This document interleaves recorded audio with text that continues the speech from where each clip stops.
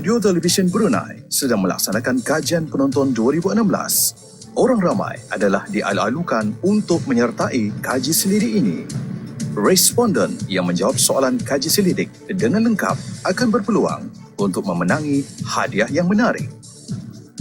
Terma dan syarat penyertaan terbuka kepada rakyat negara Brunei yang berusia 15 tahun ke atas sahaja. Setiap peserta layak untuk menyertai dan menang sekali sahaja. Pemenang akan dihubungi oleh pihak Radio Televisyen Brunei. Keputusan panel pemilihan pemenang adalah muktamad. Tarikh tutup penyertaan 20 Disember 2016, hari Selasa sebelum 4.30 minit petang. Bagi mendapatkan borang kajian penonton 2016, sila layari laman sesawang rasmi RTB www.rtb.gov.bn atau melalui Facebook rtb.bn, RTB News dan RTB Media Baru.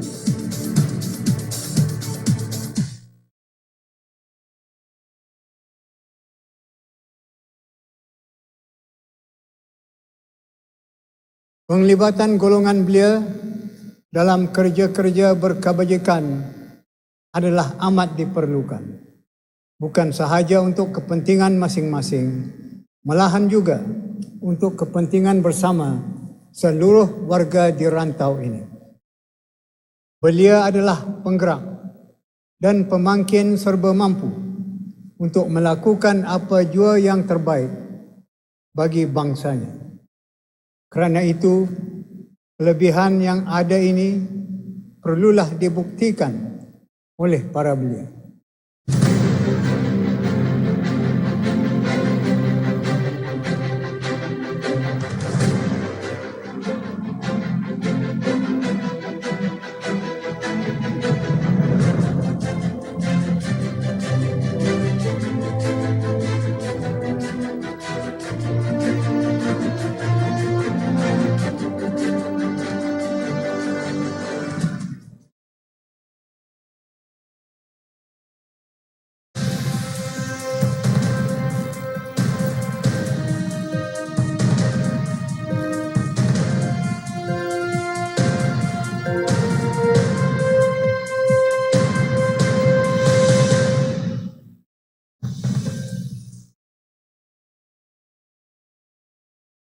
Assalamualaikum warahmatullahi wabarakatuh. Bismillahirrahmanirrahim. Saya Rafizah Haji Mahmud bersama Auda dalam Berita Nasional. Berita utama malam ini. Projek SMS Brunei Prihatin telah dilancarkan bagi memudahkan derma dihulurkan kepada mangsa-mangsa kebakaran besar di kampung air baru-baru ini.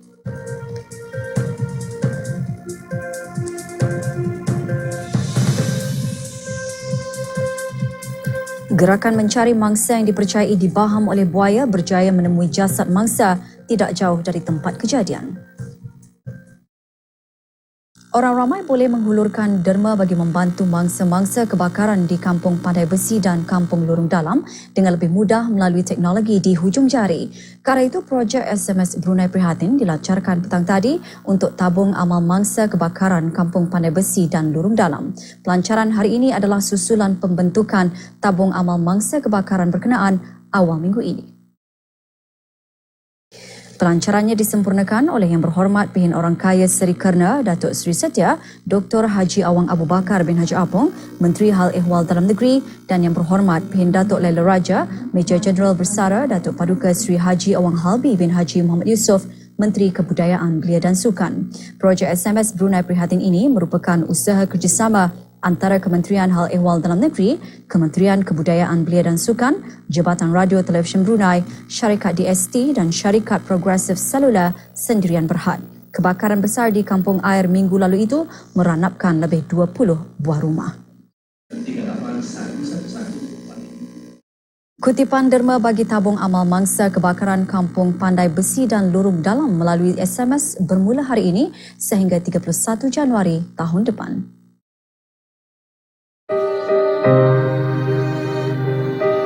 Beramalah dengan menyumbang ke tabung amal mangsa kebakaran Kampung Pandai Besi A dan Kampung Lurung Dalam bermula 17 Disember 2016 hingga 31 Januari 2017. Sumbangan ikhlas Auda boleh disalurkan melalui SMS dengan menaip PANTU diikuti dengan jumlah sumbangan Auda sama ada 20, 15, 10, 5 atau 1 tanpa jarak untuk tabung amal mangsa kebakaran Kampung Pandai Besi A dan Kampung Lurung Dalam. Hantar ke 38111 bagi pengguna DST dan Progresif. Mudah-mudahan sumbangan ikhlas Auda akan mendapat keredaan dan keberkatan dari Allah Subhanahu wa taala. Pelbagai pihak mengadakan majlis sempena sambutan Maulud Nabi Muhammad sallallahu alaihi wasallam.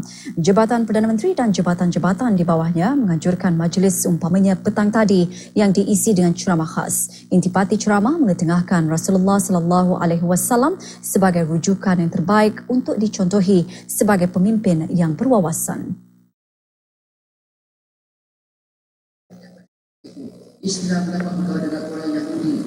Kurang budaya Islam berkau dengan orang Pengiran Hafizuddin bin Pengiran Haji Bakar, Pegawai Hal Ehwal Masjid Kementerian Hal Ehwal Agama dalam ceramah khas bertajuk Perwawasan yang berkat dengan bercontoh kepada Rasulullah sallallahu alaihi wasallam juga menyentuh mengenai sifat-sifat dan kepribadian mulia baginda Rasulullah dalam mentadbir negara tanpa memisahkan tentang soal agama dengan kehidupan dunia.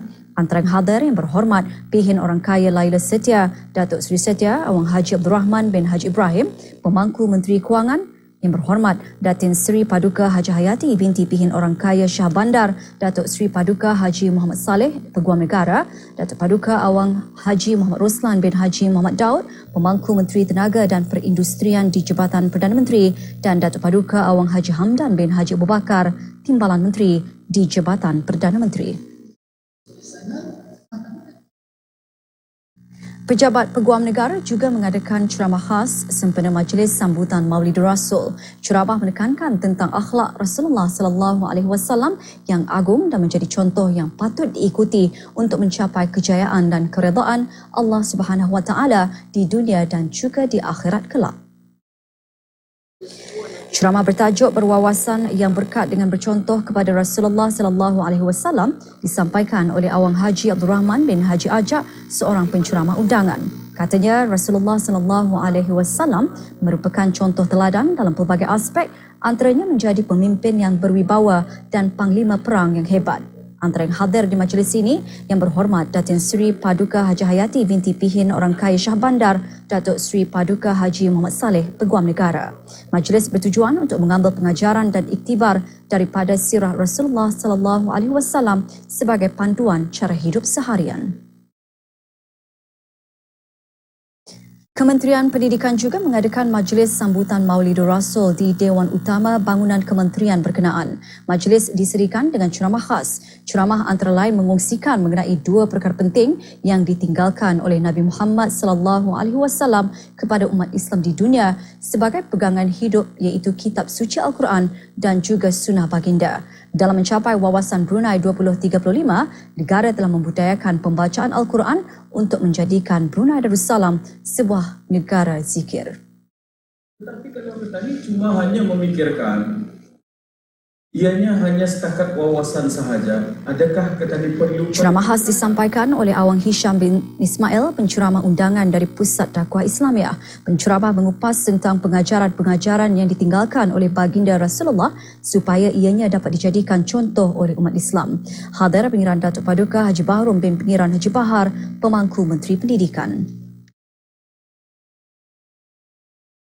Tanaman terutama sayur-sayuran akan lebih bersih jika menggunakan produk yang lebih alami dan organik yang baru diperkenalkan di negara ini. Menyusul laporannya selepas ini.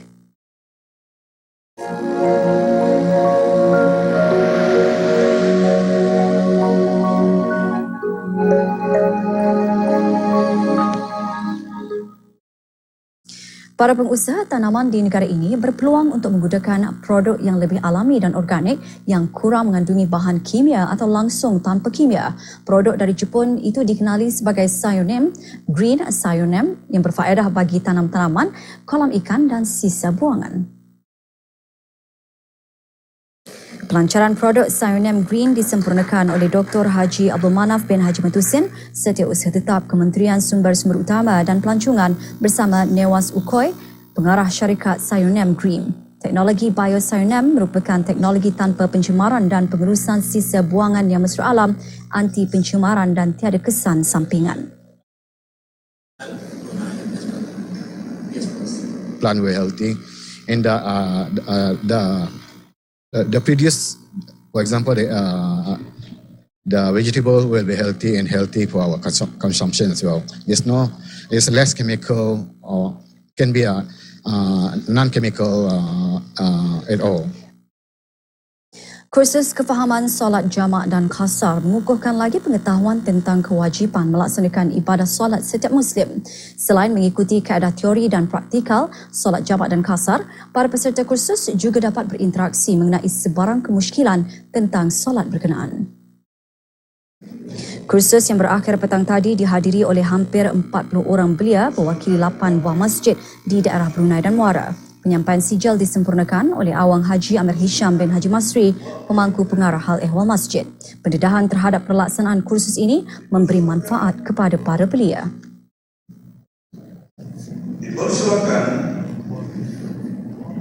Dan ilmu ni sangat bermanfaat untuk orang-orang yang selalu melancong ke luar negeri, dan ini dapat Tani menghuraikan apa satu kekeliruan yang Tani dapat dalam solat jamak dan qasar ini. Besar ramai orang yang keliru sama ada benda ni boleh ataupun tidak. Ilmu yang kami dapat dari kursus ini juga boleh dijadikan sebagai amal jariah, iaitu kami boleh mengajar belia-belia lain dan orang lain untuk melakukan solat jamak dan qasar. Selasa ini ditetapkan sebagai tarikh menjatuhkan hukuman ke atas seorang perempuan yang didakwa meninggalkan anak damit yang baru lahir dengan niat hendak membuangnya. Teruskan bersama Berita Nasional untuk mengikuti kes tersebut seketika nanti.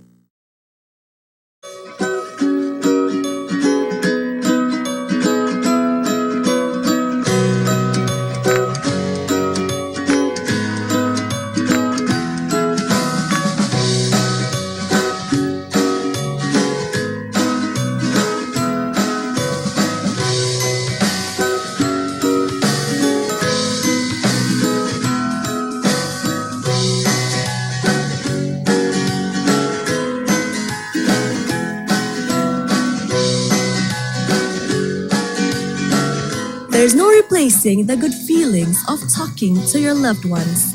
Stay closer with DST Roaming. DST, the future now.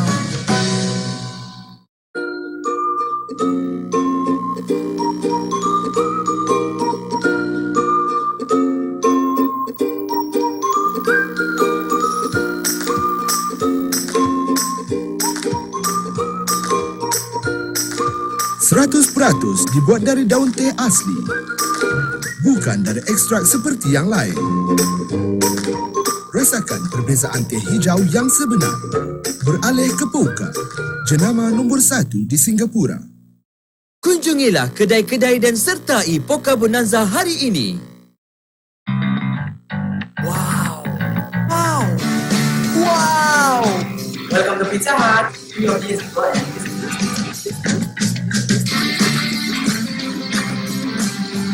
Dapatkan wow deals dari Pizza Hut. Dapatkan pan pizza serendah RM5 hanya untuk bawa balik dan makan di restoran sahaja. Masa adalah terhad. This is Adi. Adi loves to play football. Adi also loves his family of 7, and they all love to do different things. So how can Adi make sure his family can enjoy all their different activities? Well, it's simple. Adi drives a Toyota Sienta with its spacious 7-seat cabin, amazing fuel efficiency, and delightfully convenient features such as rear sliding door and keyless entry. The all-new Toyota Sienta. Bigger space, wider smile. Toyota. Always better. ada yang dapat bagi brake pad ataupun minyak yang percuma. Lagi terbisai kalau ada yang menyelesaikan secara percuma. Aku mau tukar-tukar kereta. Cepat pengurusannya, mudah. Dan juga pelindungan insuran tambahan, contohnya banjir, keramik pecah, lagi bisai. Lagi bisai kalau bayar kereta indah payah datang ke kaunter. Boleh potong dari debit card saja. Kalau aku nak lagi pakai kereta tu, boleh aku bagi balik? Ada betul?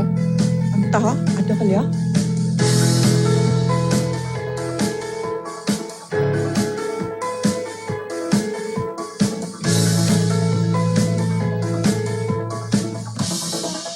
Dia setuju lah.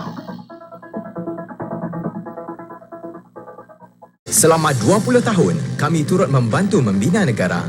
Simen kami menjadi tunjang kekuatan bagi Pusat Angkatan Keselamatan Negara. Simen kami telah membina pusat kesihatan yang menjadi tempat penjagaan untuk orang-orang yang kita sayangi. Simen kami telah membina jambatan-jambatan yang menghubung dan menyatukan kita.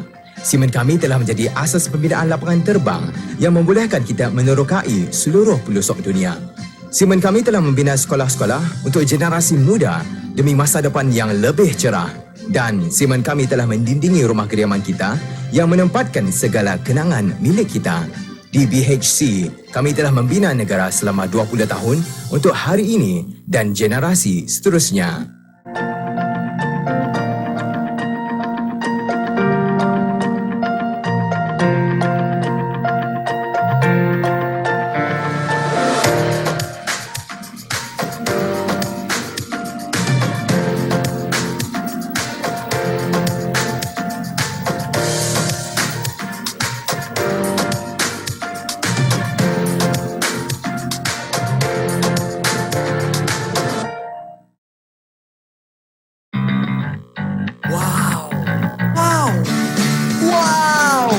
Welcome to Pizza Hut.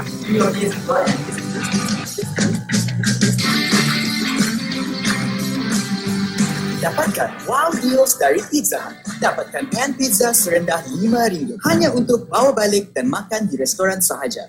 Masa adalah terhad.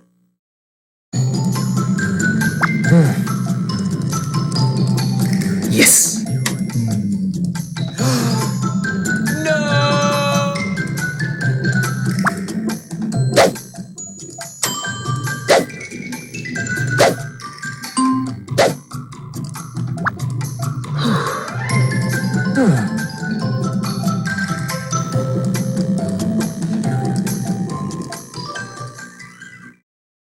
Mangsa yang dipercayai dibaham seekor buaya di Sungai Kampung Binutan di daerah Tutong telah ditemui. Lebih 24 jam operasi pencarian mangsa diusahakan oleh anggota-anggota Balai Bomba Lamunin dan penduduk kampung berkenaan.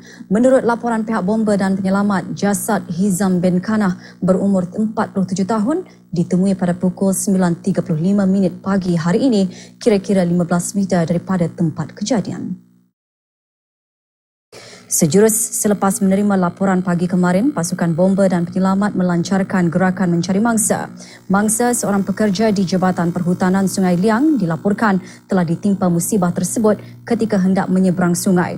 Operasi mencari dilakukan dengan bantuan pasukan polis di Raja Brunei. Pegawai Bomba Lamunin yang menyertai gerakan tersebut mengungsikan usaha yang dijalankan bagi mencari mangsa.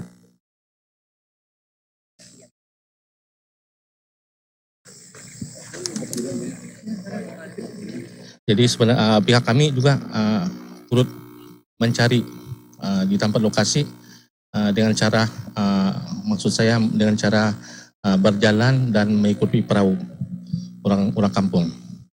Itulah usaha kami pada kemarin.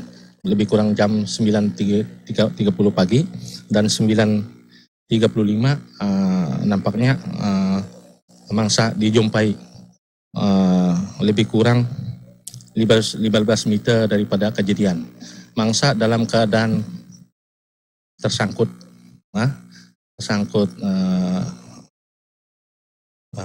oleh kayu dan ketika itu kami bersama orang ramai mau berusaha untuk mengeluarkan dan menarik ke tepi sungai untuk dibawa ke darat.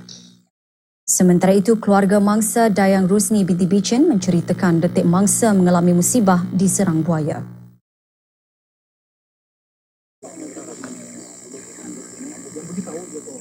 Selalunya rutinnya kedai ni tiap-tiap pagi, kadang-kadang every Friday, every Sunday melawat dia punya ternakan ni kan untuk melihat okey ke indah kan bagi makan apa semua tu kan. Atau kali before 6 lah macam tu. Pasal kampung you know lah. So itu saja. So before ia menyebarang tu, so ia punya two of the sister dengan ni lah. Tapi sisternya satu di sini, sisternya yang satu tu yang ikut tambing lah kan. So ia beritahu lah before nyebarang. Then kalau balik pun ia will call ia punya sister kan yang atau menyebarang lah.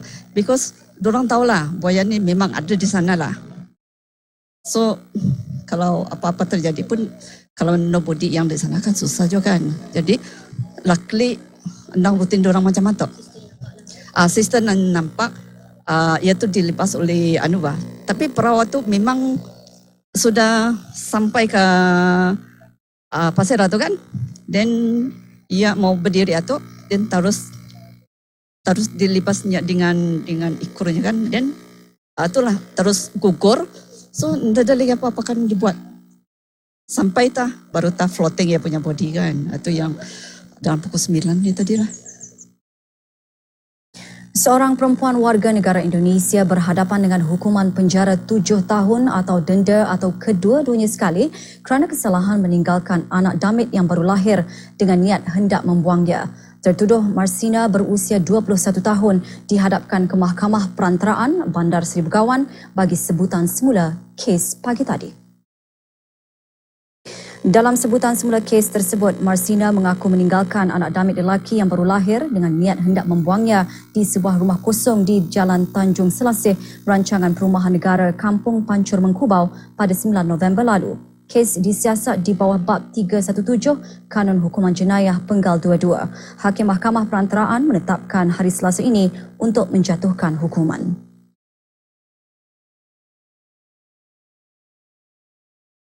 Sudah menjadi kelaziman rakyat dan penduduk di negara ini mengerjakan ibadat umrah ke kota suci Mekah dan Madinah bersama ahli-ahli keluarga masing-masing, lebih-lebih lagi semasa musim cuti persekolahan. Hari ini sahaja lebih 200 orang yang mengikuti pakej Darussalam Holdings Sendirian Berhad dan Straits Central Agency Sendirian Berhad bertolak ke Arab Saudi bagi tujuan itu. Ibadat umrah atau haji kecil dikerjakan pada bila-bila masa sahaja. Rakyat dan penduduk di negara ini kerap mengerjakan umrah berulang kali dalam setahun, lebih-lebih lagi mereka yang mempunyai rezeki lebih. Bagi penduduk di negara ini, cuti musim persekolahan penggal ketiga sering menjadi pilihan bagi menunaikan ibadat umrah bersama keluarga memandangkan jangka waktu yang panjang.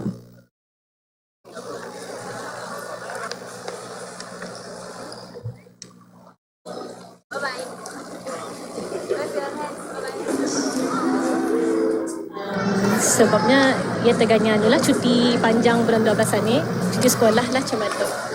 Sama dapat ia teganya masanya bersama adalah keluarga untuk menunaikan umrah ini. Sebelum bertolak ke Tanah Suci, beberapa sesi taklimat dan ceramah diadakan oleh pihak penyedia pakej umrah dalam memastikan kelancaran bagi jemaah negara untuk melaksanakan ibadat tersebut.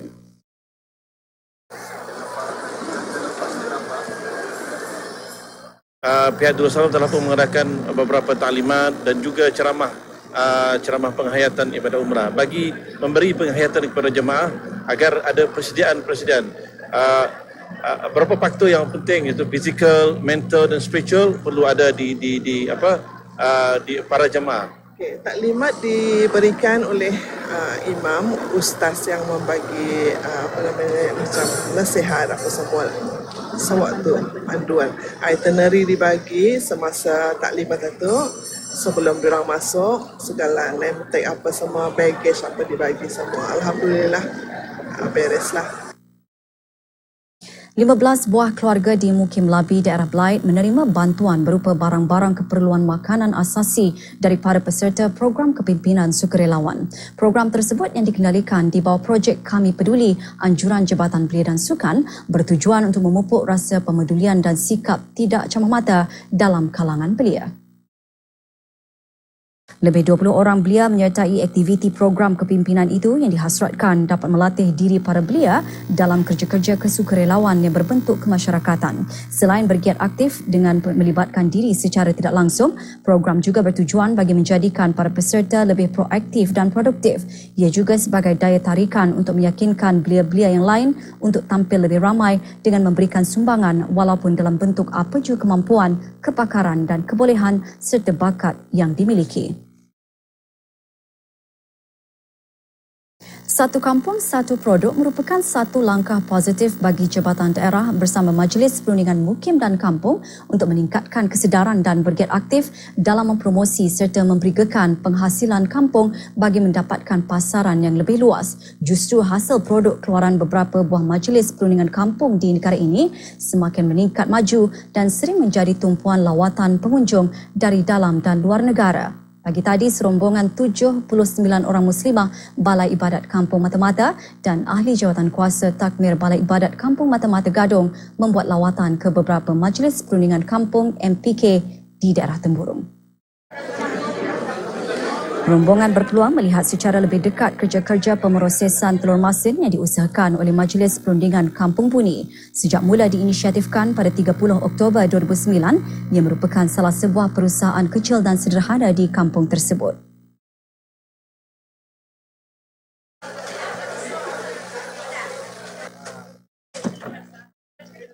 Lawatan diteruskan ke MPK Batu Apoi untuk menyaksikan pemprosesan ambulung. MPK Batu Apoi mengusahakan sagu dan membina kilang membuat sagu sebagai perekonomian utama. Kilang itu juga mengeluarkan hasil produk sampingan berasaskan sagu dan mendapat sambutan menggalakkan di pasaran tempatan.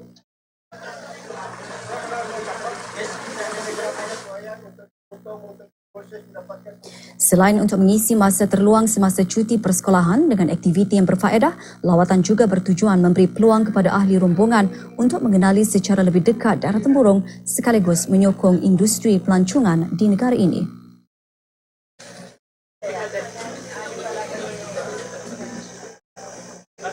Lawatan ini juga adalah untuk menyokong program KNK Kenali Negara Kita, di mana kami nyorang melancong di dalam negeri sendiri sambil mempelajari sesuatu yang baru yang mungkin akan memberikan kami saya pastilah akan memberikan idea-idea baru ataupun inspirasi bagi kami untuk bagaimana untuk memajukan ataupun mengembang majukan lagi lah satu-satu produk yang berpotensi di tempat kami untuk diusahakan ataupun diungkayahkan lah. Apa yang kami dapat daripada trip ini ialah pembuatan telur masin dan ambuyat ini adalah satu pertama kali yang kami lihat lah, sama ianya agak unik dan ia salah satu makanan tradisional yang di Brunei ada. Apa yang kami dapat adalah pembuatan itu adalah sangat memuaskan lah. Biasanya kami tahu makan saja atau dijual di kedai saja itulah. Ini satu pengalaman yang sangat berharga lah bagi kami lah. Ini kira pengalaman kali pertama lah. Kira macam melihat cara sebelum ni kami tahu makan ambuyat saja apa kan, tapi kali ini kami melihat lebih detail macam mana ambuyat tu diproses, di mana diorang ambil apa. Memang ini pengalaman yang berharga lah, terpegun juga cara diorang punya prosesan ni macam unik, macam dia pernah diorang dah menggunakan mesin tapi diorang lebih menggunakan yang secara tradisional lah, yang dibuat sendiri apa. Jadi bagi saya ini mesti dikekalkan lah, lebih banyak lagi usaha untuk memaintainkan makanan tradisional ni.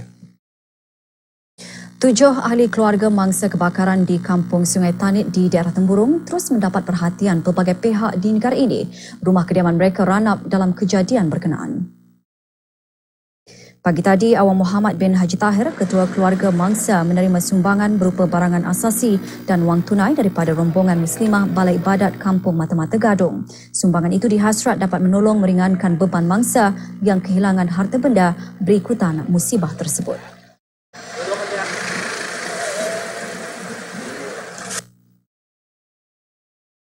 Saya ahli keluarga yang Mangsa Kebakaran Badan Matahari, mengucapkan terima kasih pihak-pihak yang menyumbangkan bantuan kami selama ini. Banyaklah pihaknya, perseorangan dan pejabat-pejabat. Terima kasih banyak-banyaklah. Semoga Allah SWT memberkati hidup dia. Sambutan Maulidur Rasul di negara ini terus disemarakkan dengan pelbagai aktiviti keagamaan. Pagi tadi, bahagian masjid daerah Tutong mengendalikan peraduan azan bagi kalangan kaki tangan masjid.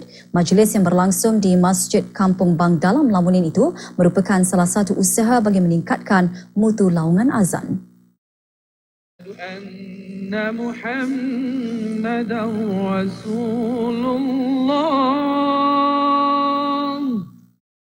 Seramai 9 orang menyertai peraduan ini. Muncul juara Awang Haji Roslan bin Haji Kalong dari Masjid Kampung Pancur Murai.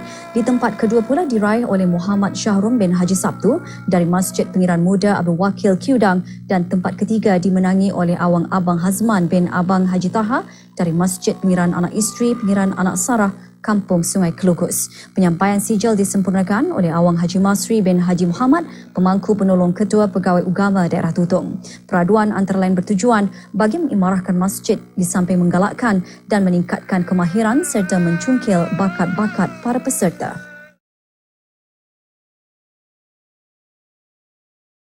Ramai di kalangan pelajar tidak mempersia-siakan musim cuti penggal persekolahan dan mengisikannya dengan aktiviti berfaedah. Pagi tadi, satu rombongan terdiri daripada 20 orang ahli perkhidmatan perpustakaan kanak-kanak dan muda-mudi Sengkurong mengadakan lawatan sambil belajar ke Kompleks Pemprosesan Teh Herba 3 MPK Kampung Kiudang, Tutong.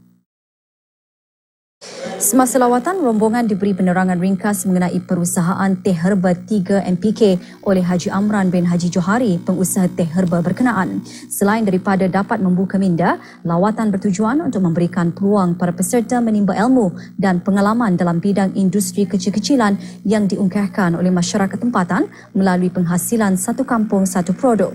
Lawatan tersebut merupakan salah satu aktiviti yang dikendalikan oleh Perpustakaan Dewan Bahasa dan Pustaka Sengkurong semasa musim cuti penggal persekolahan.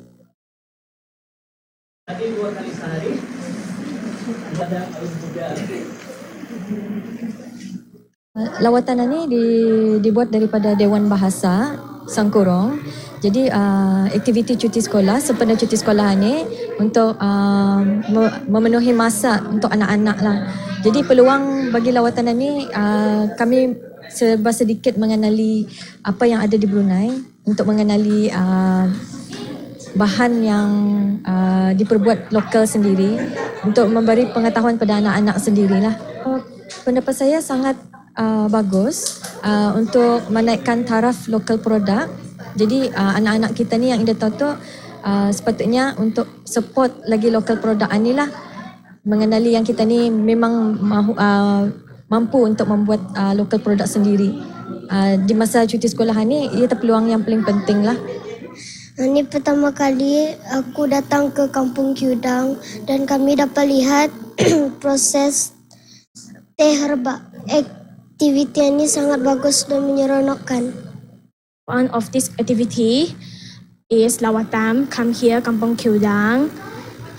We can see that the process of how to making teh, and also the gallery is a good opportunity. Is a good opportunity to see the local product. Peraduan tulisan Jawi antara beberapa aktiviti menarik yang disusun bagi kanak-kanak semasa festival kembali ke sekolah yang diadakan di Airport Mall Brakas. Aktiviti tersebut mendapat sambutan daripada orang ramai, terutama kanak-kanak. Alhamdulillah, peraduan tulisan Jawi boleh meningkatkan kemahiran saya dalam menulis Jawi. Alhamdulillah, dapat mengisi aktiviti cuti penggal persekolahan kami pada minggu ini.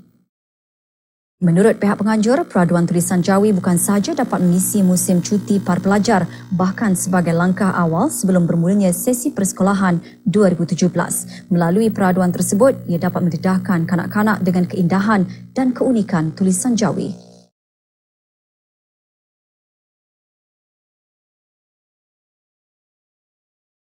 bertujuan untuk memberikan masyarakat bahawa pendidikan adalah suatu perkara ataupun tanggungjawab yang mesti ditandai oleh semua pihak, apatah lagi ibu bapa. Bahawa tulisan Jawa itu memang adalah satunya kita memang tadi pelajari, memang sudah kita gunakan dalam mungkin kita ini menggunakan ia jarang-jarang, tapi akan tetapi tulisan Jawa ini memang selalu kita ini gunakan. Berita sukan. Bola sepak Piala FA Brunei DST. Pasukan Najib I-Team dan juara bertahan Majlis Sukan Angkatan Bersenjata di Raja Brunei akan berentap dalam peringkat akhir setelah mengatasi lawan masing-masing dalam perlawanan peringkat separuh akhir. Dalam perlawanan petang kemarin, Najib I-Team berjersey kuning mengalahkan Tabuan bawah 17 yang mendahului permainan pada minit ke-18 menerusi jaringan Muhammad Hanif Aiman Haji Adenan. Bagaimanapun, Najib I-Team berjaya menyamakan kedudukan satu sama menerusi sepakan Muhammad Faiz Farhan Kamat 12 minit kemudian. Gol kemenangan Najib I-Team tercipta oleh jaringan Muhammad Esmendi Ibrahim pada minit ke-63.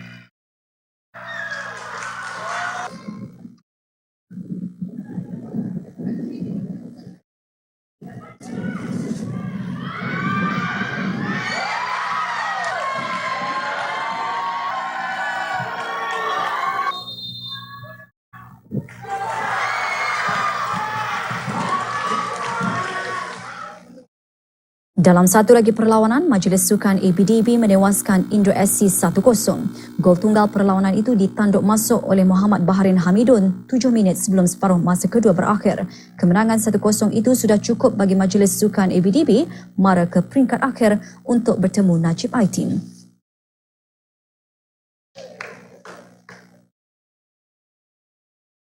Teruskan bersama kami untuk mengikuti berita antarabangsa dalam Berita Dunia selepas ini.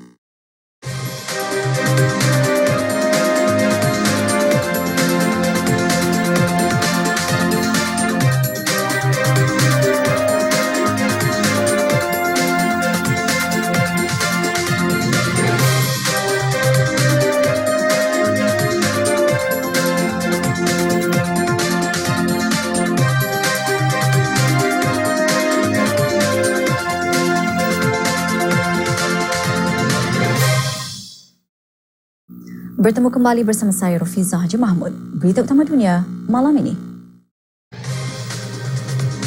Rusia menjelaskan misi menawan semula Aleppo dari para pemisah sudah berakhir.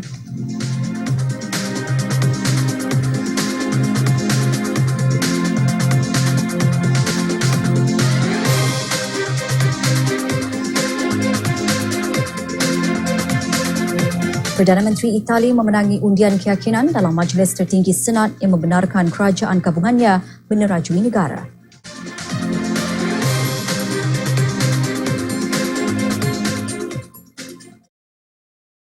Operasi membebaskan Timur Aleppo yang dikuasai oleh pemisah dan pengunduran pemisah dan keluarga mereka dari wilayah tersebut berakhir. Bercakap pada sidang media, Ketua Pengarah Tentera yang beroperasi di Rusia, Sergei Rutskoy menyatakan misi menawan semula Aleppo dari pengganas tamat.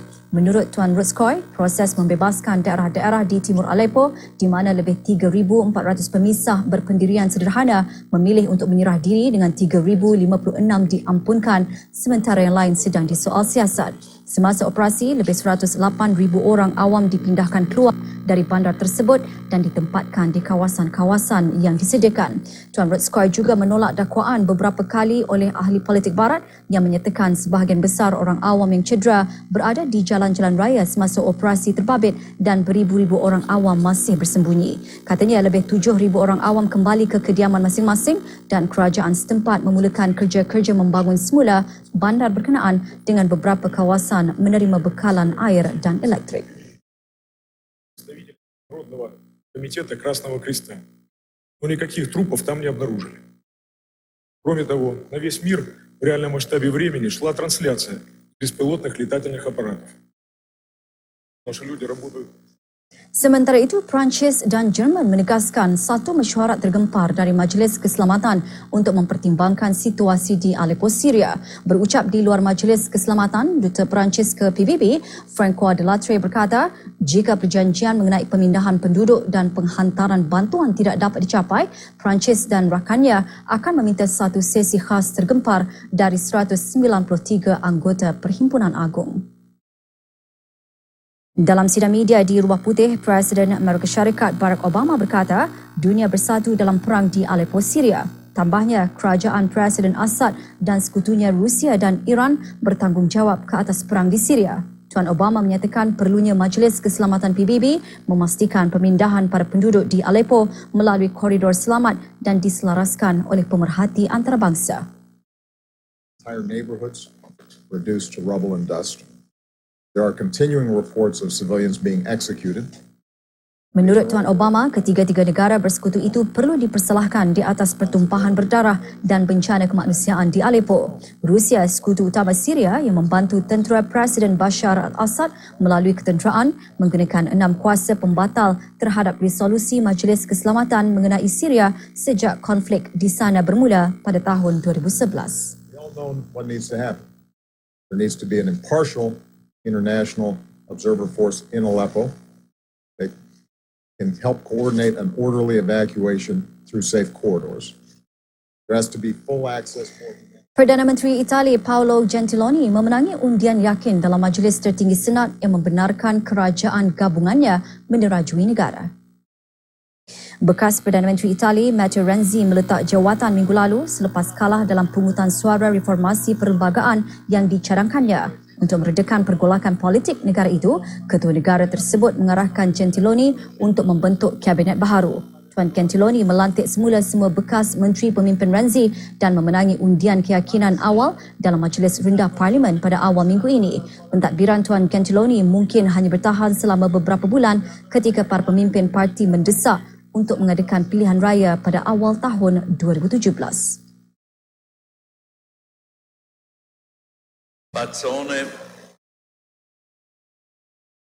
Bazzone assente, Fedeli si, Ferrara Elena. Penduduk Haiti yang merasa kecewa dengan keputusan pilihan raya mengadakan bantahan di Port-au-Prince.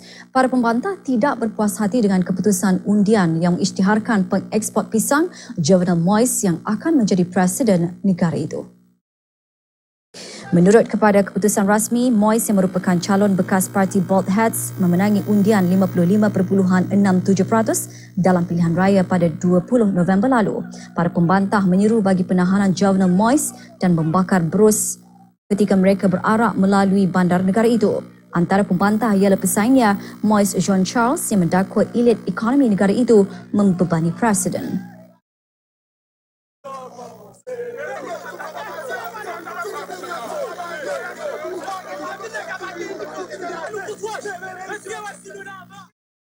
Pertubuhan Bangsa-Bangsa Bersatu PBB menerima laporan setiap hari mengenai jenayah manusia terhadap minoriti Rohingya di Myanmar dan pemerhati bebas kini diketepikan daripada siasatan. Kenyataan itu dikeluarkan oleh Pejabat Hak Kemanusiaan PBB. Menurut jurucakap Hak Kemanusiaan PBB, Ravina Shamdasani, Suruhanjaya Tinggi melahirkan kekecewaan berhubung akses yang masih belum diberikan oleh Myanmar sehingga menyebabkan pelbagai jenayah kemanusiaan dilaporkan berlaku setiap hari. Counterproductive and even callous approach to handling the crisis in northern Rakhine, including its failure to allow independent monitors. Menurut media setempat, sekurang-kurangnya 86 orang telah terkorban dan PBB menganggarkan 27,000 penduduk minoriti Rohingya telah melarikan diri menyeberangi sempadan dari Rakhine, Myanmar menuju Bangladesh. Jurucakap Agensi Pelarian PBB UNHCR, Adrian Edwards berkata, lebih 1,000 pelarian sudah tiba di Bangladesh sejak beberapa minggu lalu. Tambahnya, UNHCR melahirkan kebimbangan mendalam serta menggesa pihak berkuasa Myanmar untuk menyiasat dan kerajaan Bangladesh untuk memberikan tempat selamat kepada para pelarian.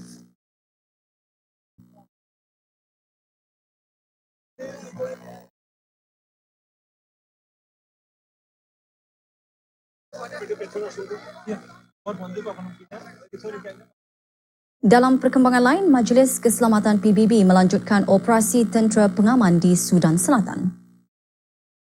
Misi dengan hampir 13,000 anggota tentera berkhidmat untuk mencegah konflik dan melindungi orang awam. Selatan Sudan merdeka dari Sudan pada tahun 2011 selepas berdekat perang. Bagaimanapun, perang meletus pada tahun 2013 apabila Presiden Salva Kiir memecat timbalannya Riek Machar. Perjanjian damai yang ditaja tahun lalu dicabuli apabila pertempuran sengit berlaku di ibu negeri Selatan Sudan, Juba, antara pasukan yang taat kepada Presiden Kiir dan pasukan yang taat kepada Machar. Lebih 1 juta penduduk meninggalkan negara tersebut sejak kekacauan berlaku 3 tahun lalu. PBB menganggarkan sekurang-kurangnya 300,000 penduduk akan melarikan diri ke Uganda tahun depan ketika pertempuran merebak ke selatan dan barat negara berkenaan.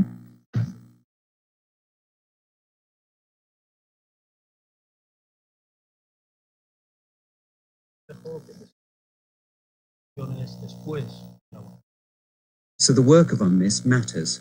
And it is painfully clear. Setiausaha Agung PBB mengadakan pertemuan bersama ahli-ahli media buat kali terakhir sebelum meninggalkan pejabat sebagai ketua badan dunia itu.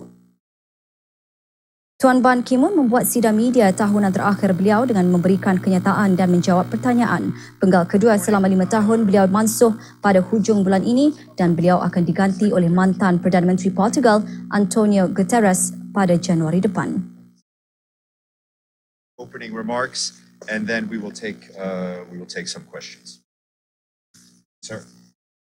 Berucap mengenai rancangan masa depan, Tuan Ban berkata beliau akan pulang ke Korea untuk cuba mengadakan pertemuan sebanyaknya yang mungkin termasuk para pemimpin politik dan pemimpin masyarakat serta rakan-rakan.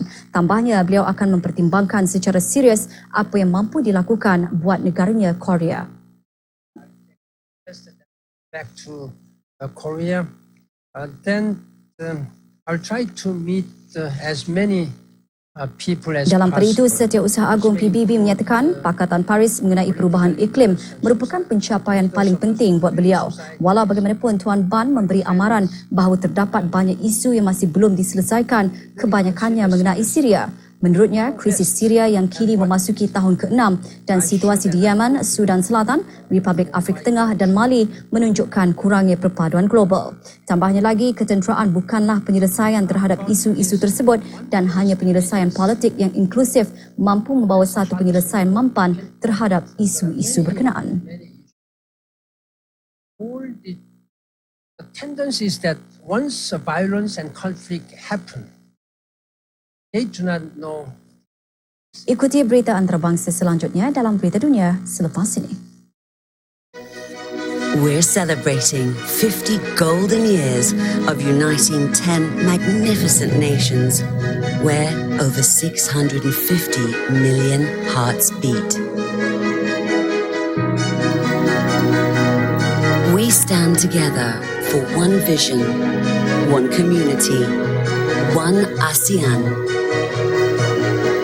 Our beauty and diversity is unparalleled. Discover a land of stunning natural wonders and home to the world's most incredible creatures. Seek thrills and adventures of a lifetime. Immerse yourself in our rich traditions, diverse cultures, and fascinating history.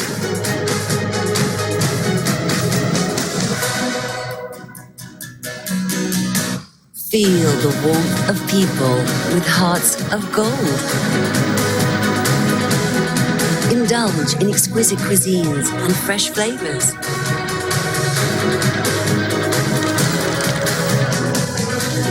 Uncover ancient cities, enchanting stories, and treasured legends.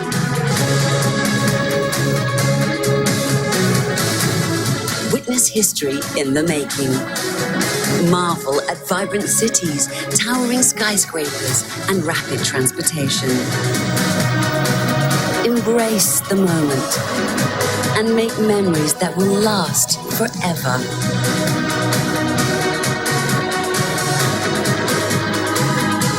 Join us for our golden celebration. Come visit ASEAN for our 50th anniversary in 2017. Kembali bersama berita dunia. Di Indonesia, 4 warga negara China ditangkap atas dakwaan menggunakan senjata biologi terhadap negara itu dengan menanam benih cili yang diimport dan tercemar dengan bakteria. Pegawai Migration Indonesia Toto Satoto yang tampil semasa siasatan berkata, 4 suspek tersebut mencabuli peraturan migration. Pihak berkuasa Indonesia berkata benih cili yang diimport itu dirampas dari ladang kira-kira 60 km selatan ibu negara Jakarta mengandungi sejenis bakteria yang tidak berbahaya kepada manusia tetapi mampu menjejaskan tanaman. Pihak berkuasa membakar benih-benih itu dan memusnahkan tanaman yang ditanam oleh lelaki Cina dan 30 pekerja Indonesia berdekatan Bandaraya Bogor.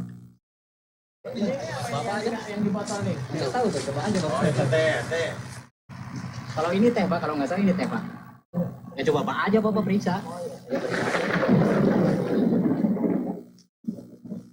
Polis Persekutuan di Argentina menangkap seorang raja dadah yang dilaporkan ketua dadah terbesar dalam sejarah negara itu. Marco Antonio Estrada Gonzalez atau Marcos, warga negara Peru, ditangkap di Buenos Aires dan didakwa dengan 3 kesalahan berkaitan dadah. Dadah dan senjata juga dirampas semasa penangkapan dibuat. Menurut pegawai, Marcos memiliki rekod jenayah dan sebelum ini pernah dihukum tahanan dalam rumah namun masih lagi menjalankan penyeludupan dadah semasa hukumannya itu. Pegawai melaporkan penangkapan Marcos juga melibatkan rampasan 350 kg dadah ganja, berpuluh-puluh senjata dan lebih setengah juta wang tunai Argentina. De la triste historia criminal de nuestro país.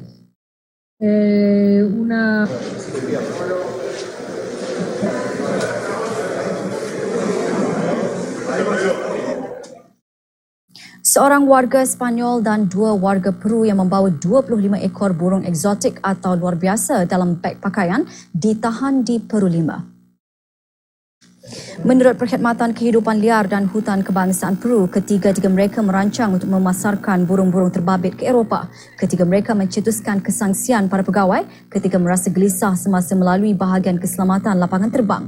Menurut sumber, mereka berdepan hukuman penjara sehingga 5 tahun.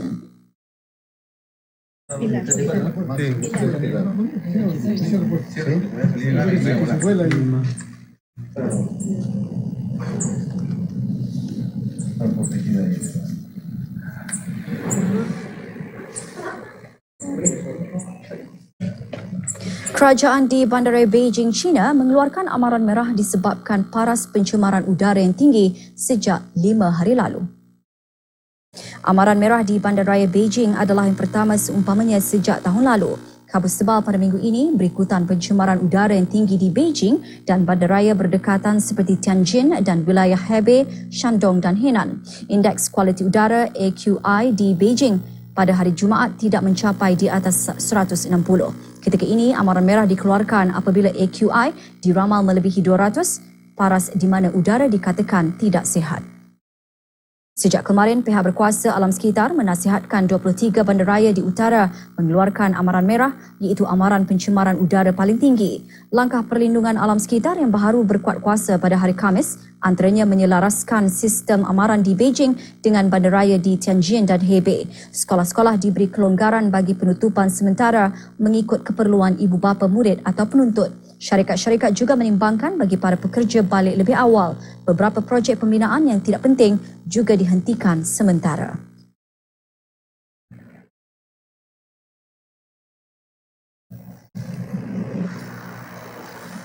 Sementara itu, pencemaran udara di Paris, Perancis masih berada pada tahap tertinggi. Terbaru, pihak berkuasa negara itu melaksanakan sekatan lalu lintas sejak ibu negara Paris mengalami pencemaran udara selama 2 minggu dan dianggap paling teruk dalam tempoh 1 dekad. Pihak berkuasa melanjutkan sekatan terhadap kenderaan yang diumumkan sebelum ini melibatkan kenderaan berdaftar. Pengguna jalan juga diseru untuk mengurangkan had kelajuan di jalan-jalan utama daripada 90 km sejam kepada 70 km sejam di laluan menuju ibu negara.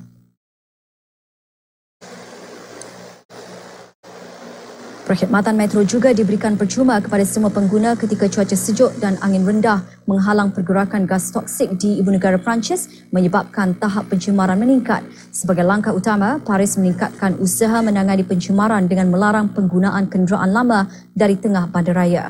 Pihak berkuasa Perancis juga memberikan tips bagaimana untuk mengurangkan pendedahan kepada pencemaran seperti menghadkan senaman fizikal dan mengelak keluar rumah semasa awal pagi dan lewat malam bagi warga emas dan kanak-kanak.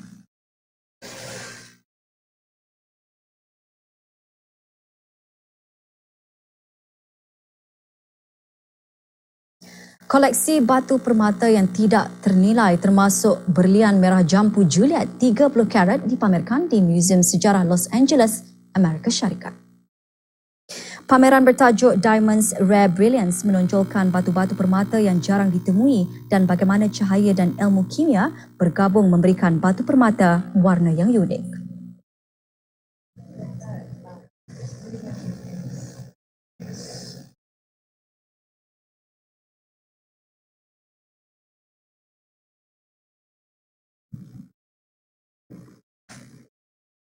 Juga dipamerkan rantai pelangi yang menonjolkan berlian pelbagai warna dari 5 benua di dunia.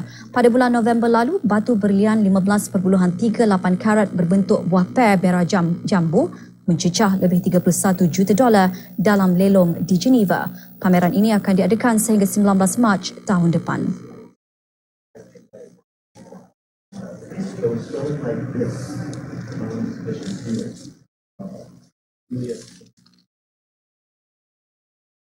Rusia mencipta satu sejarah apabila membuka sebuah gelanggang luncur ais tertinggi di Eropah. Gelanggang tersebut terletak 354 meter di atas bangunan pencakar langit di Moskow. Ia juga menawarkan para peluncur satu pengalaman baharu di samping menikmati pandangan indah ibu negara Rusia. Berluncur di atas awan satu yang tidak mustahil di Moskow apabila gelanggang luncur ais pertama di puncak bangunan pencakar langit mula dibuka Khamis lalu. OKO Tower merupakan bangunan kedua tertinggi di Eropah dan ia menempatkan gelanggang luncur ais di puncak menara berkenaan.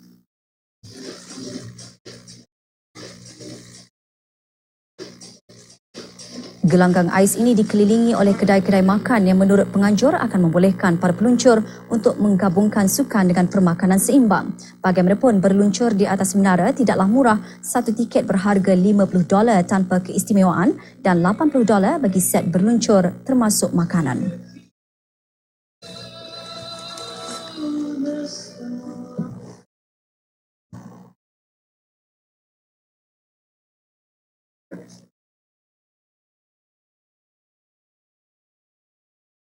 Mengakhiri berita dunia malam ini, Liga Perdana Inggeris. 6 perlawanan bagi minggu ke-17 akan berlangsung malam ini dan awal pagi esok.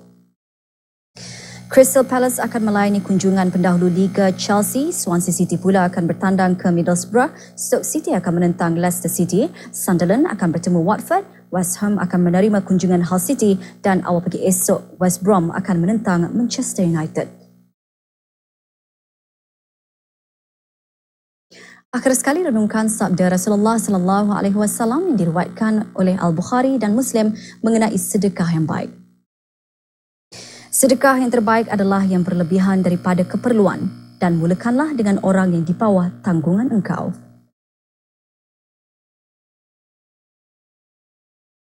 Auda dengan itu sekian berita. Assalamualaikum warahmatullahi wabarakatuh.